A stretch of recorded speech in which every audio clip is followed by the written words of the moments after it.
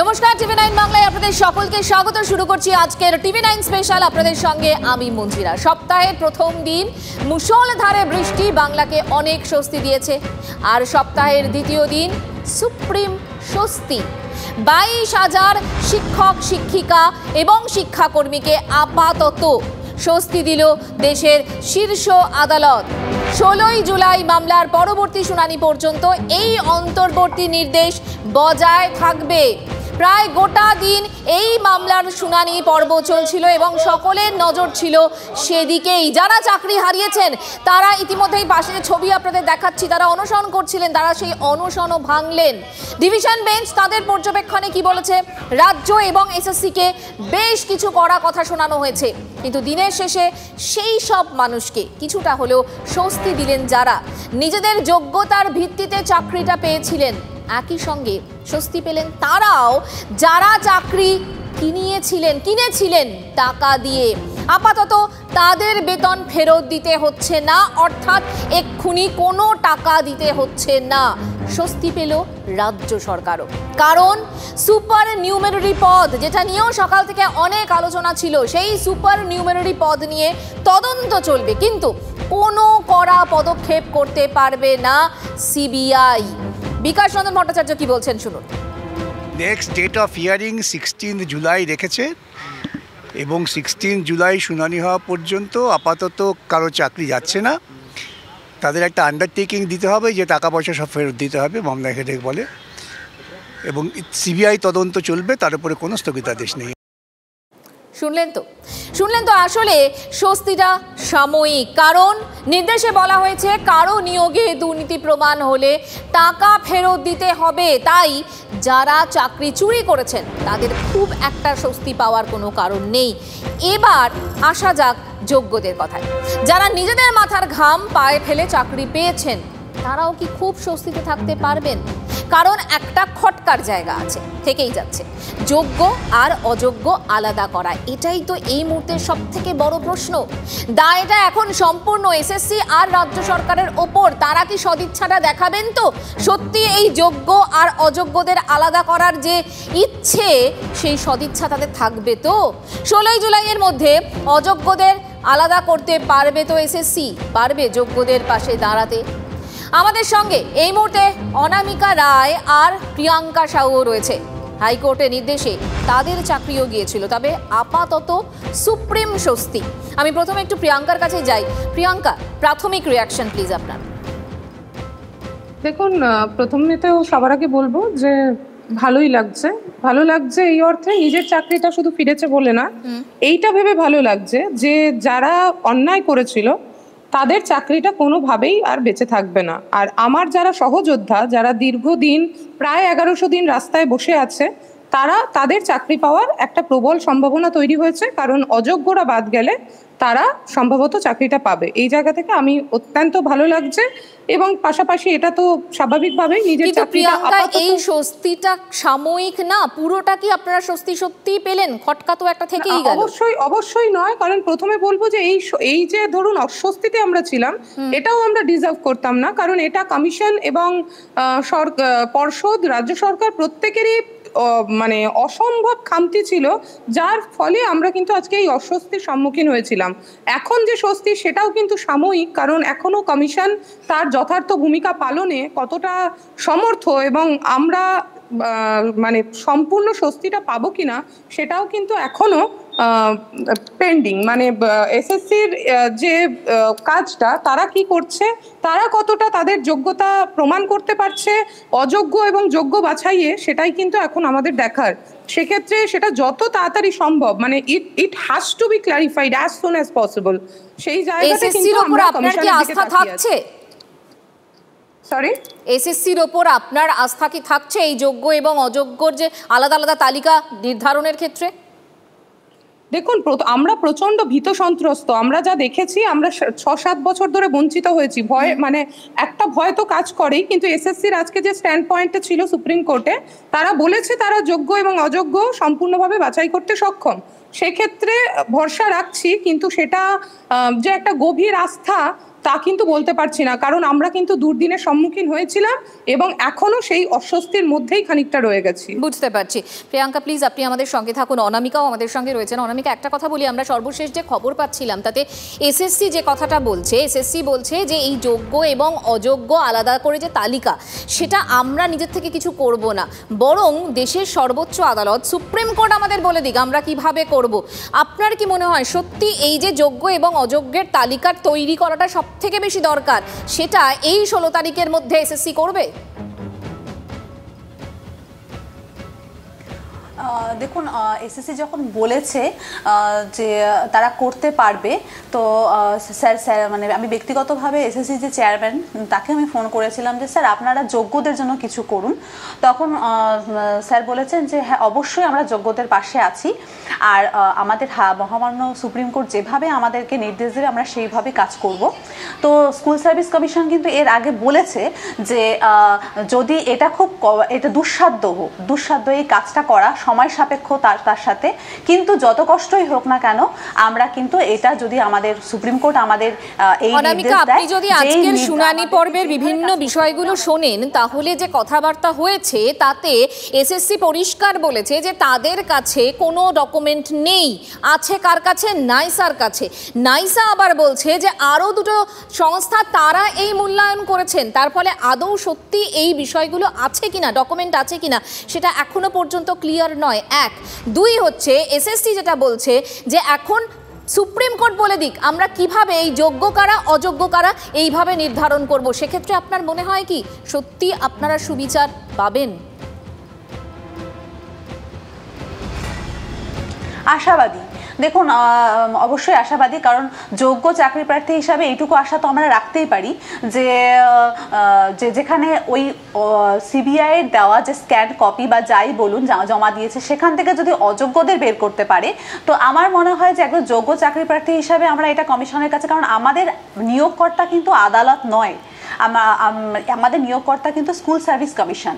তো সেক্ষেত্রে কিন্তু আমরা সেই জায়গাটায় কিন্তু অবশ্যই আমরা একটা আশাবাদী যে অবশ্যই এই জট থেকে আমাদের স্কুল একমাত্র বের করতে পারবে স্কুল সার্ভিস কমিশনই। তো এই মুহূর্তে দাঁড়িয়ে আজকের যা স্কুল সার্ভিস কমিশনের মানে আজকে তো সারাদিন ওই লাইভ স্ট্রিমিংয়ের উপরেই আমাদের চোখ ছিল, তো সারাদিন দেখেছি যে আজকে স্কুল সার্ভিস মানে কমিশনের যিনি হয়ে বলছিলেন যে অ্যাডভোকেট, তার কিন্তু স্ট্যান্ড ভালো, মানে সে কিন্তু খুব ভালোভাবেই তার বক্তব্যটা পেশ করেছেন এবং সেখান থেকে কিন্তু আমি আশাবাদী যে হ্যাঁ অবশ্যই এই সমাধানের সূত্র অবশ্যই বেরিয়ে আসবে, যোগ্যরা তাদের প্রাপ্য সম্মান যেটা আছে সেটা। একদম অনামিকা, সত্যি আমরাও সেই কামনাই করি। তবে একটা কথা আজকে আরও একটা জিনিস বলা হয়েছে, কোর্ট বলেছে যে যারা এই যে যোগ্য আমিও বলতে পারি আমি যোগ্য, কিন্তু সেটা আমি যে যোগ্য তার জন্য একটা মুচলেখাও দিতে হবে, তার জন্য আপনারা প্রস্তুত? হ্যাঁ অবশ্যই যদি আমাদেরকে দিতে বলা হয় মুচলেখা, আমাদের তো কোনো ভয় নেই, কারণ কোনো জায়গাতে কিন্তু মানে এখানে কিন্তু ভয়টা তারাই পাবে যারা অসৎ উপায় অবলম্বন করে যারা চাকরিটা পেয়েছে। তো সেক্ষেত্রে কিন্তু আমাদের সেই দিক থেকে তো কোনো ভয় নেই, যেখানে যদি সিগনেচার করতেই হয় অবশ্যই করব, তাতে কোনো সমস্যা নেই।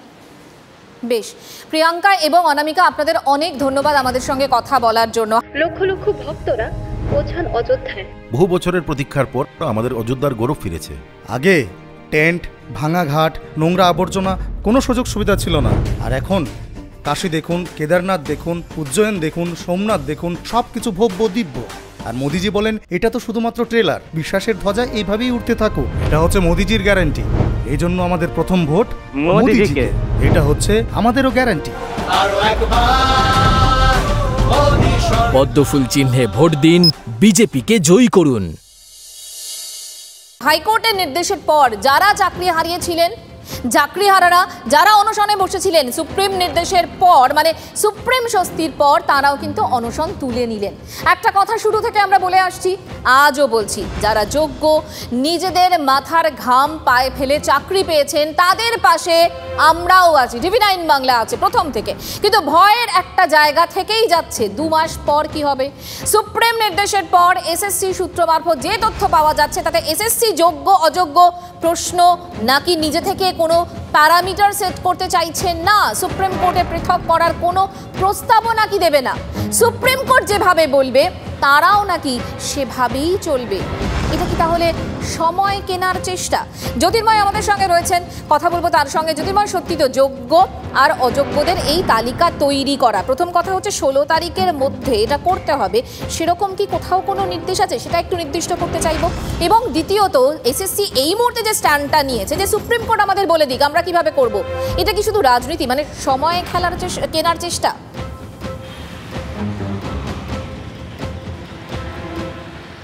দেখো, তোমার দ্বিতীয় যে পার্টটা, আমি সেই দ্বিতীয় পার্টটা দিয়ে প্রথমে শুরু করব। আপাতভাবে সুপ্রিম কোর্টে কিন্তু এসএসসি জানায়নি যে সুপ্রিম কোর্ট জানিয়ে দিক যে কিভাবে এই যোগ্য অযোগ্য বাছাই করা হবে, তার প্রক্রিয়া কি হবে।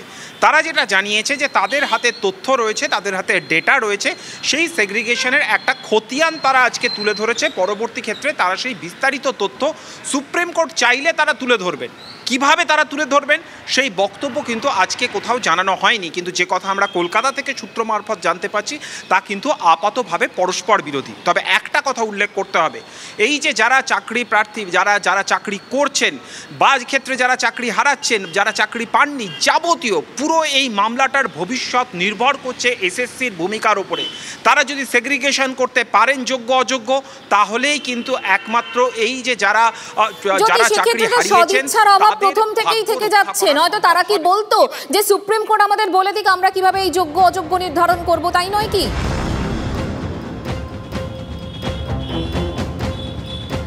দেখো, এটা শুধু সদিচ্ছার প্রশ্ন নয়, এসএসসির ভূমিকা তা কিন্তু আজকে শুনানি পড়বে। প্রথম থেকে শেষ পর্যন্ত আমরা দেখেছি যে এসএসসির ভূমিকা প্রশ্নের মুখে পড়েছে। বারবার ধরে কাঠগড়ায় দাঁড় করিয়েছেন স্বয়ং প্রধান বিচারপতি, এক এক করে তিনি প্রশ্ন করেছেন যে নাইসাকে এই দায়িত্ব দেওয়া হলো স্ক্যান করার জন্য, নাইসা সেটা আরেকটি কোম্পানিকে আউটসোর্স করে দিল, যা এসএসসি জানে না বলে আজকে সুপ্রিম কোর্টে দাবি করছে। ডেটা স্ক্যান টেক কোম্পানি তারা এসএসসির প্রেমিসেসের ভেতরে ঢুকে কাজ করছে, অথচ এসএসসির কাছে খবর নেই যে তারা আদৌ নাইসার কর্মী নয়। আজকে সুপ্রিম কোর্টে সেই কথা জানানো হলো। ফলত যে বক্তব্য আজকে যে পর্যবেক্ষণ উঠে এসেছে সেখানে আমরা নজর রাখবো জ্যোতির্ময়। আজ আমার মতন অনেক পরিবারের মাথায় ছাদ রয়েছে, আর আগে আমাদের কপালে জুটতো ছাদ থেকে জল পড়া, তাপের ঝলকানি, আর তার সাথে সম্পূর্ণ বিনামূল্যে পাচ্ছেন গ্যাসের কানেকশন, পানীয় জল, বিদ্যুৎ, রেশন, শৌচালয়। আর এত কিছুর পরও মোদিজি বলছেন এটা নাকি একটা ট্রেলার মাত্র। দারিদ্রতা থেকে মুক্তি, এটাই হলো মোদির গ্যারেন্টি। তাই আমরা এবার ঠিক করেছি আরো একবার মোদি সরকার, আর এটা আমাদের গ্যারেন্টি। পদ্মফুল চিহ্নে ভোট দিন, বিজেপিকে জয়ী করুন। এই মামলার অন্যতম গুরুত্বপূর্ণ আরও একটা বিষয় ছিল, সেটা হচ্ছে সুপার নিউমেরারি পোস্ট। আরও একটা খটকার জায়গা, বাংলায় অতিরিক্ত শূন্যপদ। কলকাতা হাইকোর্টে এই নিয়েও তোপের মুখে পড়ছে রাজ্য সরকার। হাইকোর্ট পদ তৈরির কারণ এবং প্রক্রিয়া নিয়ে সিবিআই তদন্তের নির্দেশ দিয়েছে সুপ্রিম কোর্টও। ছেড়ে কথা বলল কোথায়? অনেকেরই প্রশ্ন, এই সুপার নিউমেরারি পোস্ট কি, কেন তৈরি হয়েছিল এই পোস্ট, একটু দেখে নিই আমরা কি রয়েছে সেখানে।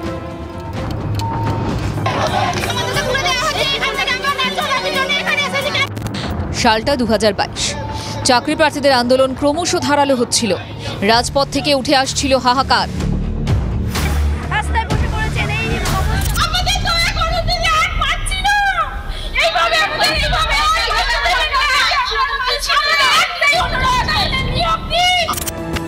হাহাকার ক্রমশ তীব্র হচ্ছিল।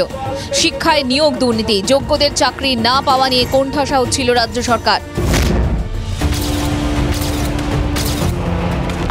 তখনই রাজ্যের শিক্ষামন্ত্রী ব্রাত্য বসু ঘোষণা করলেন সবাইকে স্বস্তি দিতে তৈরি করা হচ্ছে অতিরিক্ত শূন্য পদ, অর্থাৎ অযোগ্যদের চাকরি থেকে না সরিয়ে তারা যোগ্য অথচ চাকরি পাননি তাদের চাকরি পাওয়ার ব্যবস্থা করে দিচ্ছে রাজ্য।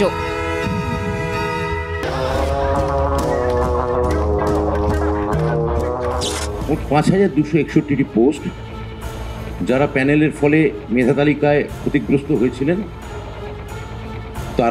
তাদের জন্যে মুখ্যমন্ত্রীর মানবিক নির্দেশে এই পোস্টগুলি ক্রিয়েট করা হয়েছে এবং এই পোস্টগুলির ভ্যালিডিটি বাড়িয়ে 31শে ডিসেম্বর 2022 এইটা করা হয়েছে।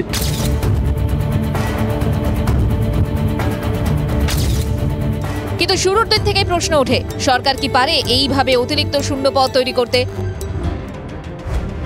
তাছাড়া যারা অযোগ্য হওয়া সত্ত্বেও দুর্নীতি করে টাকা দিয়ে চাকরি পেয়েছেন তাদের রক্ষা করার জন্য সরকার এত কেন মরিয়া, সেই প্রশ্ন উঠল। বিরোধীরা বলতে শুরু করলো বিপুল পরিমাণ দুর্নীতি ঢাকতে এই বেআইনি পথে হাঁটতে চাইছে সরকার।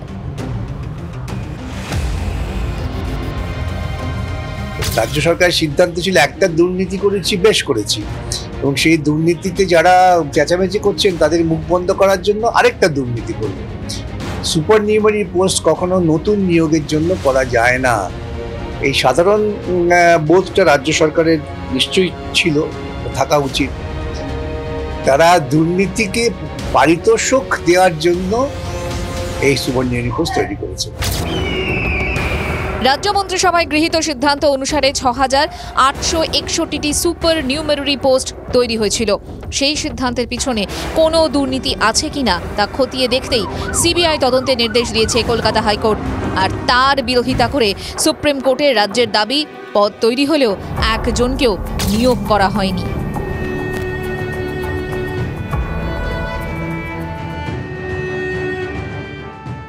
সুপ্রিম কোর্ট আরও বলেছে সুপার নিউমারি পোস্ট নিয়ে সিবিআই তদন্ত হবে, কিন্তু এই মুহূর্তে কোনো কড়া পদক্ষেপ নয়। তাহলে জ্যোতির্ময়, এই মুহূর্তে ভোটের আবহে মন্ত্রিসভা খানিকটা রক্ষা কবচ পেল?